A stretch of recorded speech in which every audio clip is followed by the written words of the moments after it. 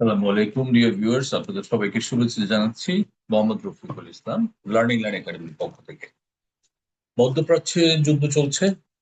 Israel, Iran এবং সাথে আমেরিকাও যোগ দিয়েছে।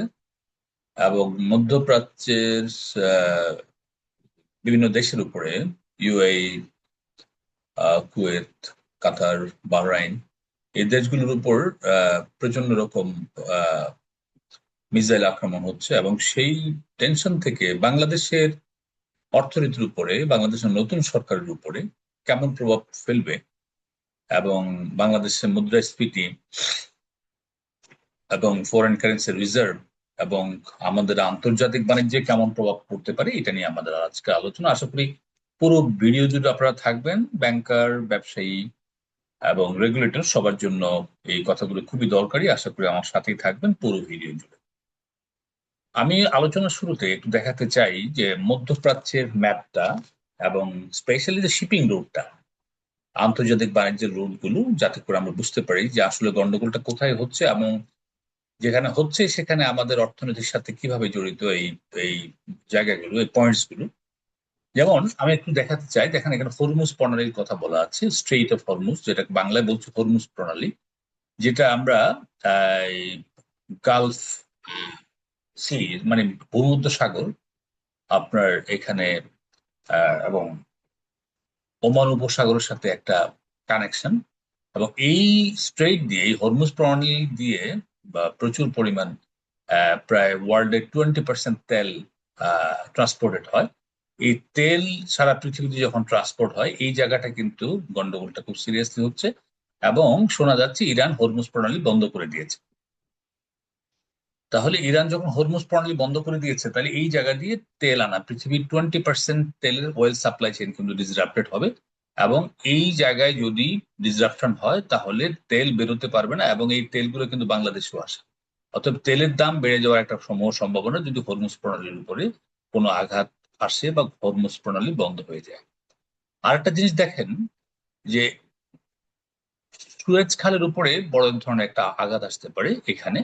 কারণ সুয়েজ খালটা আমরা জানি যে মিশর এবং সৌদি আরবের মাঝখানে রেড সি ক্রস করে এই সুয়েজ খালটা, এই সুয়েজ খাল আহ কেন হয়েছে আমরা জানি। এই সুয়েজ খাল আগে আমাদের দেশ থেকে সমস্ত পণ্য যেত ইউরোপ হয়ে, ক্যাপ অফ গুড হোপ, মানে একদম দক্ষিণ আফ্রিকা দিয়ে ঘুরে আপনার ইউরোপ যেত, অথবা আমেরিকাতে যেত, বা দক্ষিণ আমেরিকা বা উত্তর আমেরিকা যেত।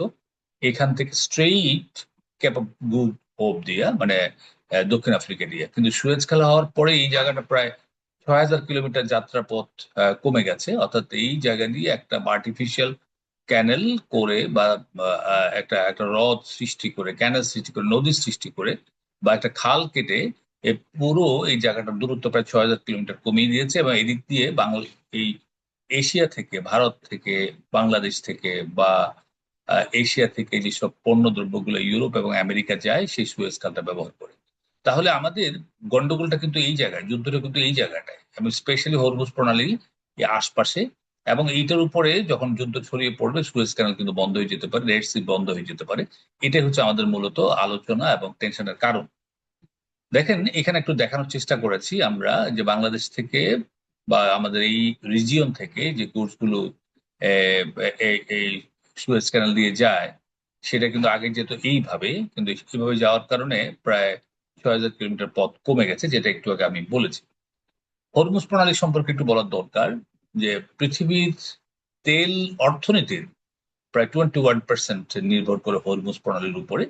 এবং যারা আহ, আহ, তেল বিক্রেতাদের সংগঠন ওপেক, যেটা বলছে সৌদি আরব, ইরান এবং সংযুক্ত আরব আমিরাত, কুয়েত, ইরাক, এবং তোমার মোস্টলি কিন্তু এই হরমুজ প্রণালী দিয়ে তেল রপ্তানি করে। শুধু তাই নয়, বাংলাদেশে যে এলএনজি আসে, এই এলএনজিরও কিন্তু বড় একটা চালান কিন্তু এই হরমুজ প্রণালী দিয়ে আসে। অথবা এটা আমাদের জন্য খুবই একটা বিব্রতকর এবং খুব একটা বিপজ্জনক ভবিষ্যৎ অপেক্ষা করছে, যদি এই যুদ্ধ যদি প্রলং করে, এই যুদ্ধ যদি দীর্ঘায়িত হয়। দেখেন এই মিডল ইস্টের সাথে আমাদের কি সম্পর্ক, কেন মিডল ইস্টে গন্ডগোল হলে আমাদের অর্থনীতিতে ইম্প্যাক্ট আসে, সেটা একটু দেখানোর চেষ্টা করেছি। কারণ আমাদের দেখেন, আমাদের তেলের একটা বড় চালান আসে কিন্তু মিডল ইস্ট থেকে। এবং বাংলাদেশের আরএনজিও কিন্তু মিডল ইস্টে যায় আমাদের এক্সপোর্ট সেক্টর থেকে। এবং বাংলাদেশ থেকে শুধু তেল সংক্রান্ত অর্থনীতির পুরো একটা বিষয় কিন্তু এই আমাদের মিডল ইস্টের সাথে জড়িত। এবং যদি এই জায়গাটা আমি একটু আগে দেখিয়েছি, স্ট্রেট অফ হরমুজ বা হরমুজ প্রণালী বা রেড সি বা সুয়েজ ক্যানাল, এই জায়গাটা যদি কোনো একটা বড় ধরনের ডিসরাপশন আসে, সবচেয়ে বেশি ক্ষতিগ্রস্ত হবে বাংলাদেশের এই অর্থনীতি। এই জন্য মিডল ইস্ট বেস অর্থনীতি খুবই ইম্পর্টেন্ট। দেখেন, বাংলাদেশের আন্তর্জাতিক বাণিজ্যের উপরে কি ইম্প্যাক্ট আসতে পারে যদি এই জায়গাটায় ডিস্টারবেন্স প্রলং করে লম্বা হয়। তাহলে আমাদের দেশে তেলের দাম বেড়ে যাবে স্ট্রেট, কারণ তেলের সাপ্লাই কমে যাবে এবং এলএনজির দাম কিন্তু বেড়ে যাবে এবং আমাদের ফুয়েল ইম্পোর্ট কস্ট কিন্তু বাড়বে। যারা তেল বা ক্রুড অয়েল ইম্পোর্ট করছেন তাদের ইম্পোর্ট কস্টিং বাড়বে। এবং যেটা আলটিমেট প্রেশার হচ্ছে আমাদের ফরেন এক্সচেঞ্জ রিজার্ভের উপরে, কারণ আমাদের রিজার্ভ তখন কমে যাবে, কারণ এক্সেস রিজার্ভ ইউজ হবে টু ইম্পোর্ট তেল, ক্রুড অয়েল এবং তেল জাতীয় পদার্থ মিডল ইস্ট থেকে ইম্পোর্ট করার ক্ষেত্রে। এবং আরো যে জিনিসটা আমরা একটু দেখাতে চাই সেটা হচ্ছে আমরা রুট, যদি এই রেড সি বা সুয়েজ ক্যানেলের উপর বড় ধরনের ইম্প্যাক্ট আসে, আমাদেরকে কিন্তু আফ্রিকা দিয়ে কিন্তু বাংলাদেশের এই গুডস গুলো ঘুরে যেতে হবে। দেখেন, বাংলাদেশ থেকে গুডস তখন যেখানে আগে এই দিক দিয়ে যেত, এখন যাবে কিন্তু straight South Africa, cape of hope অর্থাৎ ক্যাপ টাউনের পাশ দিয়ে পুরো এই জায়গাটা ইউরোপে যেতে হবে অনেক দূর ঘুরে। তাহলে আমাদের লম্বা ট্রানজিট টাইম হবে এবং আমাদের ফ্রেট, শিপিং ফ্রেট বেড়ে যাবে 30 থেকে 40% পর্যন্ত। এবং কন্টেনার শর্টেজ হতে পারে। কন্টেনার শর্টেজ কিরকম, আগে যেরকম তাড়াতাড়ি কন্টেনার গুলো বাংলাদেশে আসতো, বাংলাদেশ থেকে আবার চলে যেত, ট্রানজিট টাইম বড় বড় হয়ে গেলে কন্টেনার গুলো অ্যাভেলেবল পাওয়া যাবে না, এক্সপোর্টিং ইন্ডাস্ট্রির উপরে বড় ধরনের একটা ইম্প্যাক্ট আসবে এবং এক্সপোর্ট শিপমেন্ট ডিলে হবে। আর এক্সপোর্ট শিপমেন্ট ডিলে হওয়ার পর বায়ার অর্ডার ক্যান্সেল করবে, বায়ার যদি অর্ডার ক্যান্সেল করে তাহলে আমাদের দেশ থেকে এক্সপোর্ট হবে না। আলটিমেটলি ইম্প্যাক্ট আসবে আমার ফরেন এক্সচেঞ্জ রিজার্ভের উপরে। যদি গার্মেন্টস গুলোতে এরকম শিপমেন্ট ডিলে হয়, আমাদের কর্মসংস্থানের উপরে বড় ধরনের একটা ইম্প্যাক্ট আসবে। এই বিষয়গুলো একটার সাথে একটা খুবই রিলেটেড। এবং বাংলাদেশের আরএমজি ইন্ডাস্ট্রির উপরে স্পেশালি খুবই বড় ধরনের একটা ইম্প্যাক্ট আসবে, কারণ আমাদের এক্সপোর্ট আইটেমস এর প্রায় 90% আরএমজি বেসড। অথবা আরএমজিটা তখন অনেক লম্বা পথ বা 6,000 কিলোমিটার দূরে ঘুরে তারপরে আমেরিকা যেতে হবে। এটা একটা বড় ধরনের শক বলবো বাংলাদেশের অর্থনীতি। দেখেন, আরো যে বিষয়গুলো আমি একটু দেখাতে চাই, যে রেমিটেন্সের ক্ষেত্রে আমরা জানি বাংলাদেশের, পৃথিবীতে যেসব বাংলাদেশের ওয়েজার্নার্স বা রেমিটেন্স যোদ্ধারা কাজ করে, সৌদি আরব থেকে সবচেয়ে বেশি রেমিটেন্স বাংলাদেশে আসে।